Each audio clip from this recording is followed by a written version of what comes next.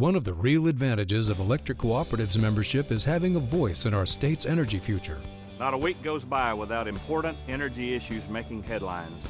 These are issues that need to be discussed. And you should know that as policies are being developed, the cooperatives are looking out for our members, advocating what's best for you. We are your friends and neighbors. We are your local electric company. The electric cooperatives. We are Arkansas. You're watching Capitol View, Sunday morning talk focused on the political scene in Arkansas. And welcome back to Capitol View. I'm Roby Brock alongside my co-host David Goins. We're joined now by Republican State Representative Alan Kerr of Little Rock, Democratic State Representative of Greg Leding of Fayetteville at our political long table. Gentlemen, thank you both for being with us. Yeah, very good. Hey, let's jump in, right off the morning, a little extra coffee for everybody. The teacher insurance situation, obviously this kind of just ballooned this week, with the big rate hike we saw in the late part of August. I guess, you could anticipate this happening. What's kind of your estimation on A, where we are, and B, does anything get done before next February? I guess I'll jump in on that. Jump in. With respect to Senator Rayford and his request, I don't know that we're going to be ready to do anything before next January.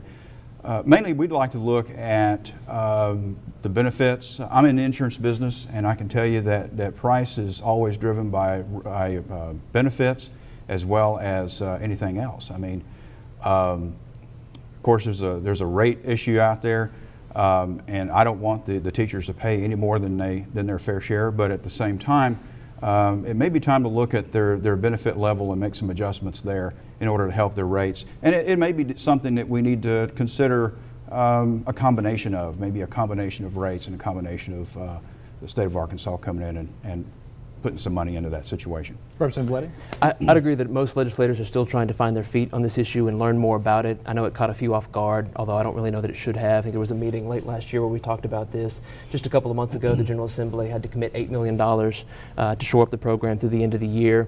And I think we want to make sure that we don't just throw money at the problem and that we come up with a long-term solution. And that's probably going to take time. I'm confident that we can come up with that solution. Whether or not it happens before January, I don't know. If it doesn't happen before January, then you're going to be dealing with some pretty angry teachers who are going to get hit with those premium increases. I know I've heard from a lot of them on Twitter and Facebook and just through email this past week. Are you prepared for that political onslaught? Because if you don't solve this problem before the first of the year, it's going to hit some people pretty hard. 50% premium increases is big. Right, and as has been pointed out, open enrollment begins October 1st. If we don't have the beginnings of an answer in place, you might see teachers begin to leave that plan. So participation rate, which is already kind of low, is going to continue to decrease, which is only going to make the problem worse. My hope is that we can at least have, if not an answer in place by the end of the year, the framework of one, and they know that we're headed in a good direction. That's correct, and I've been getting a lot of calls myself, a lot of angry teachers.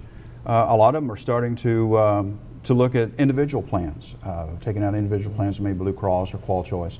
Those are still available, and maybe a interim solution for them until we can shore up this situation. Cost is a lot of times driven by the pool and the pool of people being insured. And if you're a healthy person, a lot of times getting an individual plan is much less expensive than a group. Yeah, and I don't get a sense that anyone can necessarily be surprised, like you mentioned, because the legislature did kind of throw some money at this during the session. But were you at all surprised with, I guess, the amount of reaction just within the last couple weeks, or did you anticipate this coming, Representative Kerr, as far as? Oh yes, I mean, when you raise anybody's premium 50%, they're going to start making phone calls. I mean, whether they're teachers or not. So any group would have this same reaction, but 50% is probably one of the largest increases I've ever seen on a group plan, especially one this large. Again, we probably need to take a look at, for immediate action, take a look at maybe adjusting some benefits, which in itself will drive that rate down. But that immediate action is January, February. That's what we're talking about, timing wise? Yeah, okay. But I mean, if we've got a plan in place, if we can look at the benefit package and take a look at some of these plans for deductibles, co-pays, things like that, a lot of times just $10 or $15 difference on a copay makes a huge difference in the rate. Representative Leding, do you see the governor has suggested he'd be open to a special session, but only if there's a consensus that's already been built for this. Do you think that there's some interest from legislators to get a solution in place in time to do a special session, which would happen before January? I do think if we can come to that consensus and we have a plan that fixes the problem and make sure that we get it right, I think that's important. We don't want to just throw money at it. We don't want to be dealing with this a year down the road. We want to make sure we get it right. I think if we can come to consensus on that, it is possible we could see one. I don't know that the governor's still going to want to call a special session. We know how expensive those are, but he did make clear when he spoke in Fayetteville earlier this week that he would do that so long as we had a plan in place. But it's going to have to be something that we get in there and get out, and that we're not there for a long time. Can you only formulate this plan while the education committee is meeting, or like when does if we got legislators all throughout the state, how do you formulate this plan? Well, I know we've had a number of members that have already had a number of meetings with people at the Department of Education trying to learn about the issue and formulate a plan. I know the Republicans have been doing the same. I know the governor has been meeting with lawmakers. I think there are a number of ideas out there. The governor, I think, released yesterday that he's going to unveil some possible options next week. Right. I think you'll see this thing pick up. In the last 20 seconds, special session, yes, no, maybe? I don't see it happening, but if we come to a consensus, I'd be for it. Representative Kerr? Believe it or not, I agree with Representative Leding. I really don't see a special session happening. I think we can come to an agreement and make some adjustments with what we have to head off the impending increase. Absolutely. Well, I believe that y'all could agree. Yeah, very, very nicely done. Absolutely. Representative Alan Kerr of Little Rock, Representative Greg Leding, Fayetteville, thanks very much, gentlemen, for joining us this morning. Thank you. We'll be back to wrap things up after a quick break. I'm David Goins alongside Roby Brock. You're watching Capitol View on Sunday morning on KARK.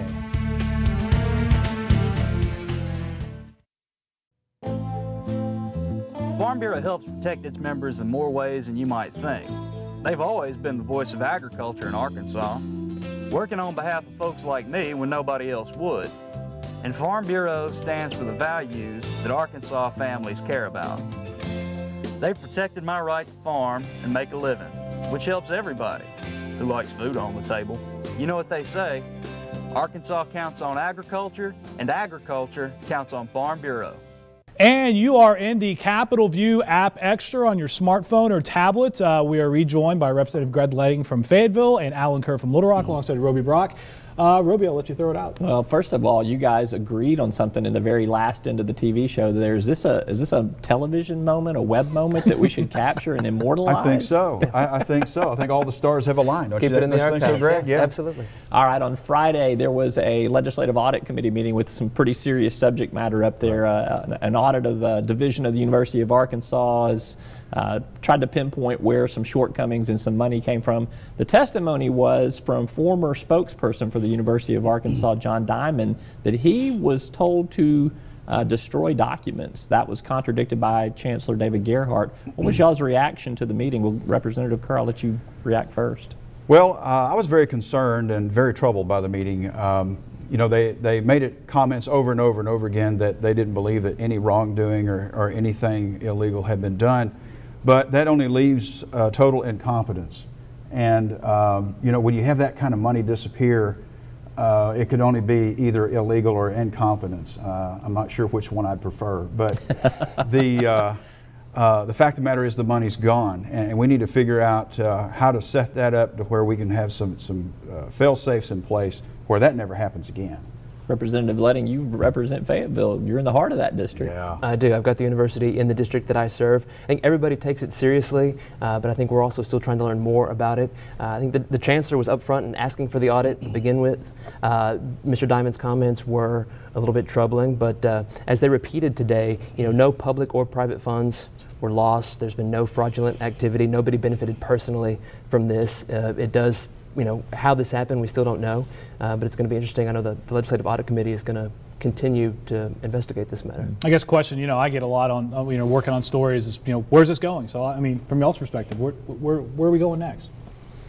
As far as what do you think the breakdown of this audit's going to be? I mean, do you expect the legislature to have to take any type of, recommending anything to a prosecutor or anything along those lines? Or? Well, I will tell you that before the meeting started, that they made everybody stand up and swear swear under oath that they were telling the truth. So, I think there's probably going to be some information turned over to the prosecutor, and it'll be at his discretion whether they want to follow through with it or not. We know that John Threet, the prosecutor up in Northwest Arkansas, he's already has staff reviewing this matter, so we'll see what they find. I guess maybe from your perspective, Representative Leding, obviously a lot of people were talking about this at U of A. It's probably in the Fayetteville kind of ecosystem, and now it's kind of bled out throughout the entire state. Is there any concern of how the University of Arkansas will look, even within the borders, maybe outside the borders of the state? I think the university has its highest enrollment that it's ever had this semester. It continues to grow.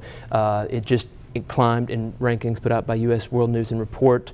It's got one of the best business colleges. I think, and as they said today, it's in one of the best fiscal conditions that it's ever been. So I really think, this might be a little bit of a black eye, but the University of Arkansas is still strong. So the ULM loss is worse? I think that I like this under oath thing. I think we ought to do that with all of our Capitol View guests too. And then when they make these outrageous claims of something politically one way or the other, we can hold them accountable. No comment. It may cut down on not people only will we willing to not appear have on the an program. It might. Might not even have a show after that, All of a sudden they can't join us, All right. Well, hey, that's pretty good for the App Extra right there. What you got there? All right. We are going to wrap up the App Extra. Greg Leding, Alan Kerr, thanks very much for joining us. Thank you. And of course, always Sunday mornings, 8:30 on Channel 4, Capitol View. We will see you next week. Thanks, guys.